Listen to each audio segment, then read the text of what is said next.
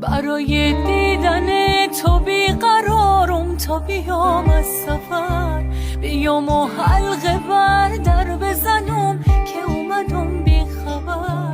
بیام تا سر بذارم روی سینت تا که باور کنی نفس گیره برام بی تو دیگه زندگی بی ثمر.